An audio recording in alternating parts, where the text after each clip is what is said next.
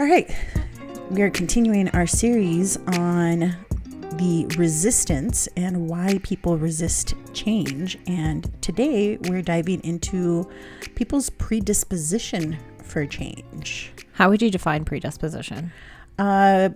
People's overall tolerance to change. Really? Yes. So when you first brought this topic up, I was like, what the hell does that even mean? But when I was looking into it, it's basically learning the capacity that we're born with to learn things like language, expression, and our concept of self. So once I put it into that perspective, I was like, there's lots of reasons why, based on my predisposition, as to why I may be resistant to change. Yes. And so when I stumbled on this, because it really was a stumble, I can't even remember what I was researching.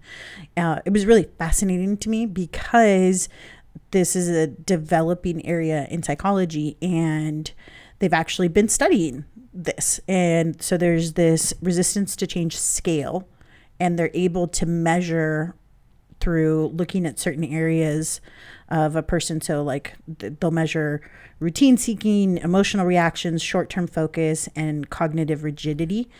And so based on those measurements, they're able to kind of say, okay, is this person going to be more resistant to change, or are they going to be less resistant? And so it's this scaling of where you're at. And it's like, oh, there's a lot of things that go into, why you're there. So you may know somebody who's like, they don't like change at all. Well, when you look at all of these factors, there could be a reason. It isn't just, they don't like it.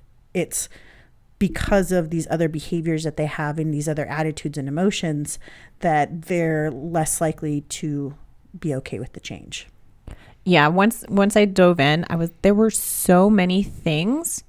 I just looked at my lifestyle, or even just my upbringing, and what would have influenced certain things. For example, one of the things that came up for me was culture. So being Hispanic in the Latina culture, there is gender roles. So women are supposed to be submissive to the man. That was, my grandmother tried to ingrain that in me. Didn't take. Sorry, abuelita. But, based on that, though, their gender roles definitely can impact a person's ability to leave relationships, because now your value is tied to a man. And, it put things into perspective like that. Another thing, we've talked about it here on the pod, are some of the values that was instilled into me by my family. So we've talked about family roles here on the podcast. For me, as Siria was kind to point out, I have an enmeshed family. So my family, usually I put them first. And so any decisions that I make, if it's going to negatively impact them, and I think I shared how I was going away for college, I almost didn't, because, that was going to negatively impact my family. It didn't. They're thriving. They're fine. But I mean, what things for you have maybe led to you resisting change? For me, resisting change, I think, we've kind of talked about it in terms of fear. That certainly has been something. Part of it is not necessarily wanting to take the risk, being risk averse. And that's really where this predisposition comes in, because you are doing that measurement, right? You're trying to figure out, okay, are you somebody who's more open? Are you someone who has a higher tolerance? And what's really interesting is that they've found that people with high self-esteem and high self-efficacy are less likely to have a disposition to resist change. So basically, if you're more stable in yourself and other things, like when change comes, whether it's imposed change or voluntary change, you're going to be more likely to be okay with it, versus people who are less stable emotionally, less cultural, and more introspective or less affable are more likely to resist the change. And so when you're thinking about, how do I implement this change in, my family, my organization, these other things, you have to realize that each individual is going to have an individual reaction towards that change based on their predisposition, even if they haven't taken it, this scale exam self-assessment. There's a spectrum of where people are going to be, and some people will resist the change, even if it's something good for them, right? So like when you're talking about people quitting smoking, right? Everybody knows, right? And it was fascinating. I was listening to Hidden Brain podcast episode this morning, and I was talking about the leading cause of deaths are all things that we can actually control in most places: smoking, drinking, weight. Like these are all things that we know are bad for us, and yet they're the main things that are killing us. And it's like, well, why do we resist that? And there's gonna be all kinds of different reasons that go into those different categories, but your predisposition is one of them. Oh, interesting, because I've been thinking a lot about this recently, because when what I say that is when you're talking about like self-identifying, I think my counselor was actually kind of hesitant to tell me that I had OCPD or ADHD, because oftentimes people will use that as a crutch. And I think that, when we say, well, I'm risk adverse, like, so I'm not going to do that. I think we get really comfortable in identifying as an introvert, identifying as risk averse. And so we're not willing to try anything else because it might go against our quote unquote identity. But why not push the boundaries a little bit and see, what surfaces or what comes about? And that's a really interesting point, because it is going against that, that ideal self, or, those values that you're holding for yourself. And so when you're not living up to that, it could be uncomfortable, or you may, feel some guilt or regret for not doing certain things. But yeah, having those labels, that's interesting that could help you resist something. Like as simple as what's coming to mind right now is when I was a kid, my dad would always order his hamburgers at McDonald's, no pickles, no onions. Like no pickles, no onions. I still don't like pickles. Don't ask me entirely why. Like, I just don't. Like, they offend my food. Like, don't touch the rest of my food.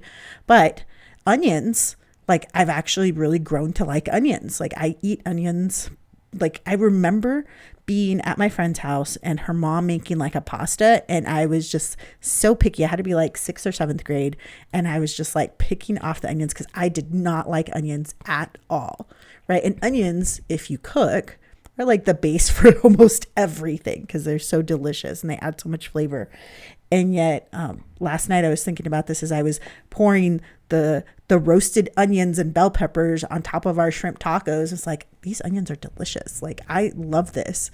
And why was I so resistant to it? I hadn't allowed myself to enjoy the deliciousness of this aspect of life, of taste buds. Num, num, num, num, num. I wonder how many things that we may have missed out on because we were so ingrained into the things that into our identity. Yeah, that went against our identity, our perceived identity. Because, even looking at the labels, are these things that I've observed about myself, or were these things that were told to me by others?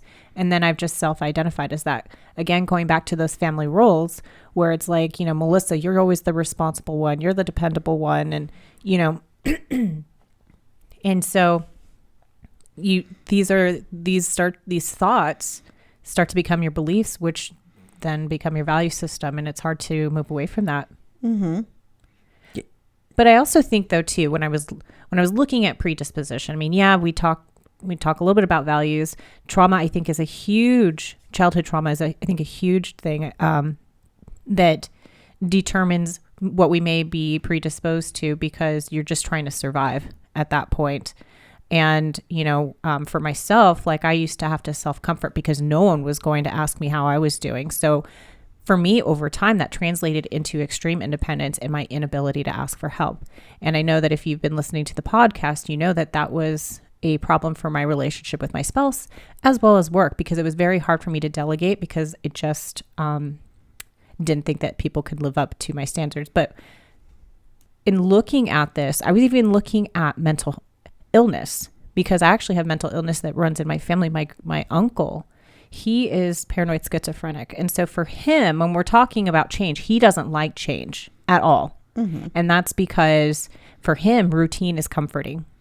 And so when you're looking at, why people resist change, I think it's also important to highlight that mental illness could also play a role into that, because they're then going to be predisposed to, at least for my uncle, speaking from his thing, he really likes routine.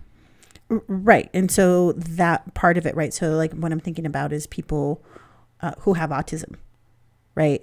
Like there's a reason why these routines are going to help them. And so that category is what they ask these questions. So, so the questions are like, you evaluate them on a scale of 1 to 6. I'd rather be bored than surprised. Generally, change is good. I'll take a routine day over a day full of unexpected events anytime. Whenever my life forms a stable routine, I look for ways to change it. I prefer having a stable routine to experiencing changes in my life. I generally consider changes to be a negative thing. I like to do the same old things rather than try new, different ones. I like to experience novelty and change my daily routine. And so, when you're looking at those routine seeking questions, some people they just want their routine, and damn it, if you change that routine, they can just spiral for the rest of the day, or it just continues to be this negative thing, right? So if you're in an organization, or let's face it, families are organizations as well. Like if you're in here, who these people are. Who the ones are that are always going to be having their coffee at the same time. They're using the restroom at the same time. They're doing all of these things exactly the same way. And it's going to be much harder to say, let's spice it up a bit. And instead of using that regular creamer, why don't you try this new creamer? And be like, fucking anarchy. Like, how dare you? Now it's just chaos because you brought in a new creamer.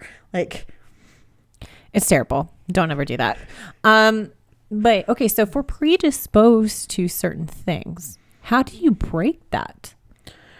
I think looking at that, what the rabbit hole started taking me down was, is it an imposed change or is it a wanted change? And so it isn't necessarily, are you saying you're going to do this, as opposed to here's how what could we get you to accept that this is actually a good thing, right? So I feel like the word manipulation's coming up, but I wouldn't want it to be manipulated. I think this is kind of where my area of expertise comes in with appreciative inquiry, because we are, like you had mentioned earlier, we're all individuals. We all have predispositions to different things, but what strengths do we individually possess that, I'm speaking from an organizational standpoint, how can we bring our strengths together to lift not only the individuals up, but the organization up as well? Because even if we are predisposed to certain things, if I'm risk averse and you're not, how can that play into us completing a project or a task together? And I think that when you are able to accentuate your strengths, I think that you'll actually start to, I wouldn't say move away from what your predisposition is, but I think we'll be able to accomplish a lot more by doing that, rather than focusing on what you can't do. What you can do, I think, will help move the bar. Yeah. And I think that, yes, looking at what you can do. And so that makes a lot of sense. And so even with this framework, the RTC scales, they call it, now there's another one that's being developed, that's the acceptance of change scale, because they want it to be more positive and make sure that, what are you willing to accept, as opposed to why are you resisting things. And so as you're going through all of this, I think it's just more of making that awareness of, you're like, man, why don't people change? Like, we have all of these different reasons. And for some people, it's just going to be harder because their predisposition is to find something and stick to it for as long as possible and have that predictability, which really leads to, what we'd thought would be a different episode, but we think we're going to wrap it up here for the series, is this lack of control, right? If you are a routine seeking person, and I think we all are to a certain extent, but if you have to do things in a certain way all the time, or those people, it's just going to be harder for them. And so understanding that might be a challenge as to why they don't resist the change, even if the change could be potentially better for them. I think that we mentioned this in another episode, which is like we're swimming in a sea of change. And so not all of the changes that we experience are going to be wanted. So I think understanding that even if they are imposed on us, and oftentimes in the workplace settings, they are imposed on us and we have to just suck it up and deal with it. But I think that I like that paradigm shift from resisting change to what is your level of acceptance, because that is looking at it from an appreciative standpoint. And so when I'm looking at, okay, well, what level of change am I accepting? It might be a little, but rather than saying like, okay, I hate change.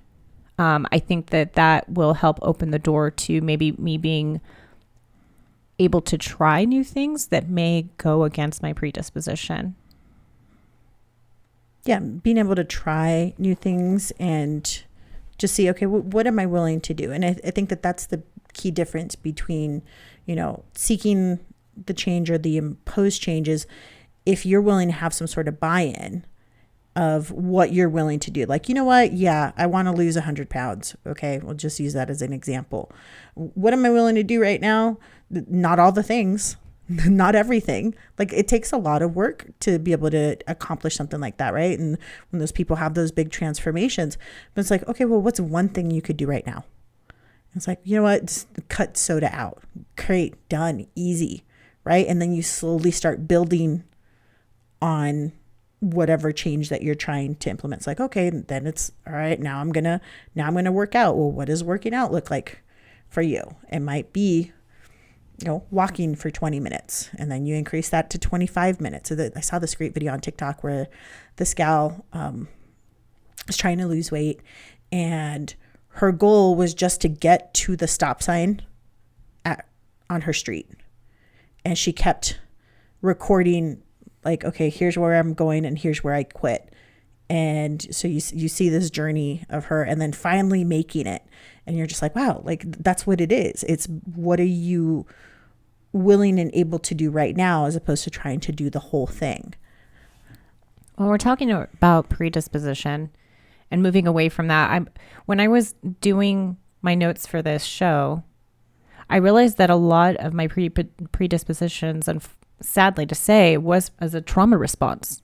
My need for control, my frugalness with money, like all of these things that are me were definitely trauma responses. And so doesn't that suck? It does suck, because it does make you wonder, like, God, what was I like before like the trauma began? Which is probably another episode. Write it down. But so when you're talking about this need for control, that is absolutely why I am the way that I am. That need to control was definitely ingrained into me at a young age. So when we're going against this like predisposition of who I am, it almost feels like there's like chaos going on in my life, and that need to control surfaces, and it's really hard to quiet that. Oh, 100%. I mean, so I think that's the crazy part about all of this trauma awareness. And you want to say, if you're, interested in trauma, like any of that stuff, I'm definitely getting a lot of trauma informed information from different sources on my socials. And it's just, is that my trauma response or is that me? Right? Like being a high achiever, like when I learned that being a high achiever is actually a trauma response, or can be, not that it always is, right? Like just that it can be, because you feel like, okay, the more I do, the more deserving I am for, whatever it is, it's the story that you're telling yourself. And it kind of fucks with you. It really fucks with you, because you're just like, oh, well, is that really me? Or is that my trauma talking right now? I don't really know. So I think when we're looking at these predispositions, I think it is good to maybe just sit with each of them, reflect on them, and try to discern, where does this come from? Where does this belief come from? And really just breaking that down, because if it is a trauma response, then those I think are a little bit harder to overcome. Whereas ones where it's like, okay, this is just who I am, I think it's easier to work with, because I think that change is easier when it's coming from growth than it is coming from pain. I think you have to acknowledge the pain first before you can really move on from it. You need to acknowledge the pain first before you can move on. Yeah. I've worked through it. Like I had to feel it. I think a lot of people just try to change without really like feeling it and experiencing it and acknowledging that it's there. Yeah, I think that there was a distinction there. And so you can acknowledge it all day long, but if you don't actually allow yourself to feel it, like that's the key difference. And that's when you're actually going in it. I was talking to one of my friends, and we're talking about like he's just in a shitty work situation. And instead of trying to make it a positive, how can I spin it? What can I do to change? It's like, how about we just recognize what it actually is, that you're in a shitty place. Like, let's just see what that does, right? And let you actually go through that and realize, hey, you know what? Maybe this doesn't have anything to do with what I am, and it has everything to do with, this is just the situation that I'm in at the moment, right? And it's like, what's mine and what's yours might be different things, but if we're not actually giving ourselves that space to feel what we're feeling as we're going through it, I mean, that's why it's like siblings have a similar response or experience, but it's not exactly the same. And that's why it's like, did we grow up in the same house? And like, oh, it wasn't that bad, because their experience was totally different than your experience of it. So you're going through it. But even that stuff, I feel like I'm on a tangent to the topic, but no, but I think that, because I'm trying to think, okay, if I'm predisposed, for example, let's just like take my relationships. Again, childhood trauma. My father left. So, I craved male attention, and I would stay with individuals a lot longer than what I should have. So I'm thinking to myself, okay, if I'm predisposed to staying in these toxic relationships for longer, then what do I need to do to change that? Because that's not bringing me joy. It's not bringing me happiness. And it was having some really difficult conversations with myself, real difficult conversations with my spouse. But once I think that you start to break down these rules, I wouldn't even say rules, like it's just like these like ingrained beliefs that you carry, it will start to chisel away, because it's not going to happen overnight. Mm-hmm. I think it starts to chisel away maybe your thought process around certain ideas and beliefs that we hold, that I think will enable us to be more open to trying new things, to look at the world and interact with the world in a different way. So I think that by doing so, we can slowly start to shift our predisposition to something else, something that we want, something intentional. Yes. And so having that, as I was, diving into some of my stuff, this website put it so nicely. Like, apparently there's this whole industry on change management, like helping organizations do all these things. I'm like, okay, that's really fascinating, because in law, yeah, there's definitely a corporate side to it. And I've seen some of it, especially at the place that shall not be named, which is really ironic. But anyways, so it just kind of says on here, at its worst, change is knee-jerk, piecemeal, and imposed. The contrast, at its best, change is planned, wholesome, and chosen. And I think that for me is really what I want to help people with, and see, choose what you can. There's certain things that you're not going to be able to have a choice in, right? And all of us will experience that from time to time throughout our lives.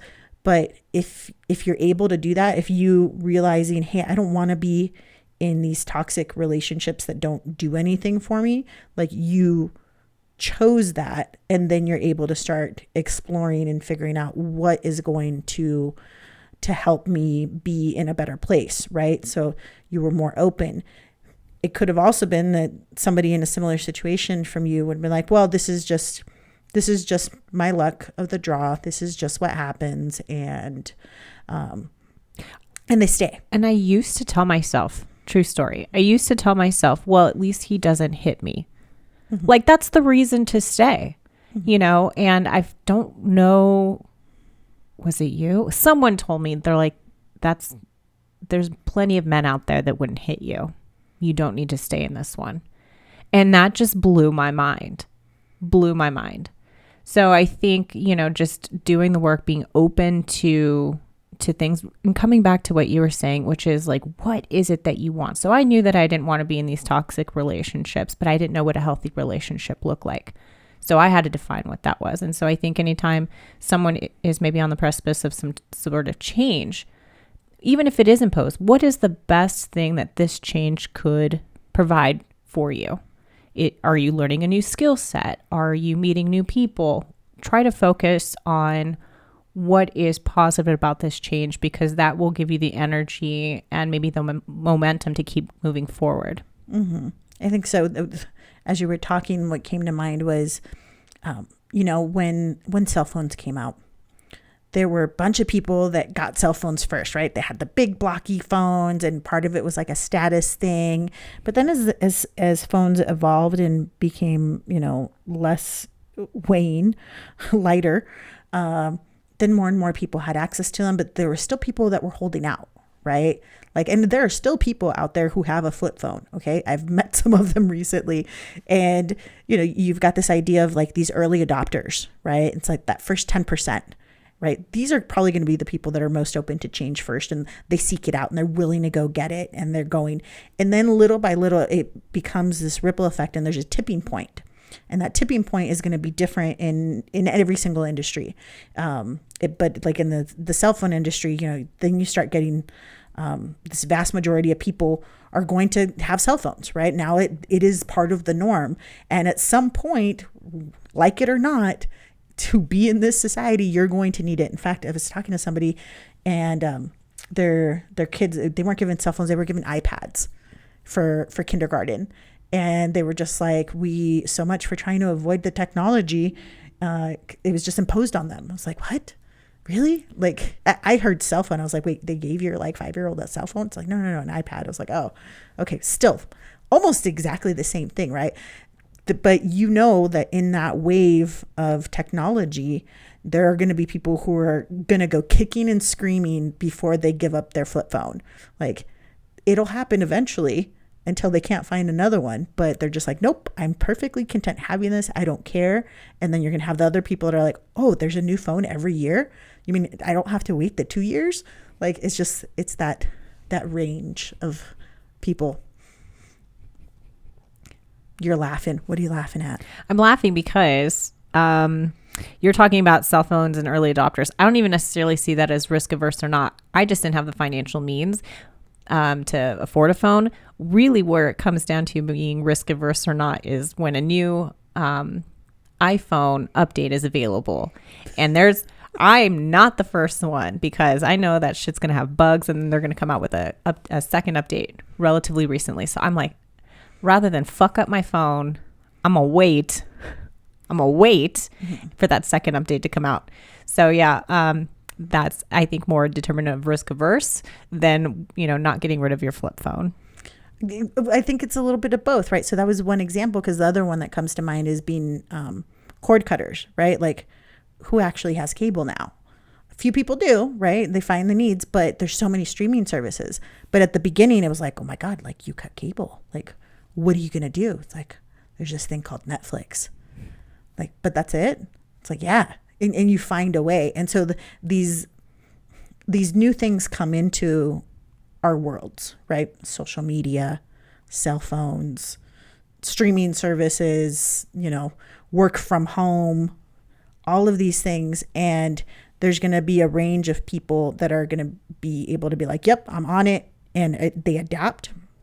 And other people who it's going to be really hard for them to do that. And part of that just has to do where they land on their own predisposition to change and resistance.